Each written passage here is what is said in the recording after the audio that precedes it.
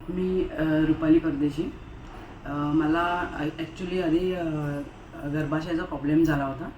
म्हणजे मला युटरस काढण्यासाठी सांगितलं होतं एका दवाखान्यात. मला ॲक्च्युली पिरियड्सचा प्रॉब्लेम होता.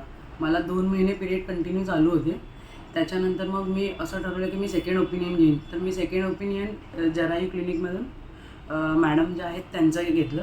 त्यांनी मला सजेस्ट केलं की तुम्हाला युटरस काढायची काही आवश्यकता नाही आहे आणि तुम्हाला आम्ही आमच्या आयुर्वेदिक ट्रीटमेंटने सुद्धा बरं करू शकतो. तर मला थोडा विश्वास आला त्यांच्यावर, म्हणून मी तिकडे ट्रीटमेंट घेण्याचं ठरवलं. आणि आता असे दिवस आले की माझी पाळी पूर्णपणे बंद झालेली आहे, नीट झालेले आहे आणि सगळे इश्यूज क्लिअर झालेले आहेत.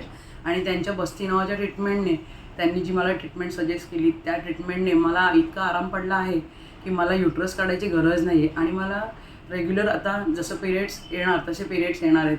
मला फार आनंद झाला ह्या गोष्टीचा की मला युटरस काढण्याची आवश्यकता लागली नाही. पण मॅडमच्या ह्या सजेशनमुळे खूपच चांगलं वाटलं. आणि तुम्हीसुद्धा इथे येऊन हे करू शकता. तुम्हाला ही युटरस काढायची काही आवश्यकता नाही आहे. ही ट्रीटमेंट खूप चांगली आहे. जी बस्ती नावाची ट्रीटमेंट आहे त्याच्यामध्ये खूप चांगल्या प्रकारे ट्रीट केलं जातं इथे आणि खूप चांगल्या प्रकारचे औषधं मेडिसिन दिले जातात, जे की आयुर्वेदिक असल्यामुळे. आणि काही आपल्याला बाहेरचे मेडिकलचे औषधं खाऊनच बरं वाटण्याचं असं काही नाही आहे. हे जे आयुर्वेदिक पंचकर्म आहे ह्याच्याने सुद्धा बरं वाटतं. नुसतंच पोट साफ होणं किंवा ह्याच्यासाठी येणं हे नाही आहे. ह्याच्याने ही सुद्धा बरं होऊ शकतात हे आजारसुद्धा. मला ॲक्च्युली इंडोमेट्रियम लेअरचा त्रास होता. ती माझी 13.3 mm ने वाढलेली, म्हणून मला ब्लिडिंग होत होतं. पण आता तसं काही नाही आहे.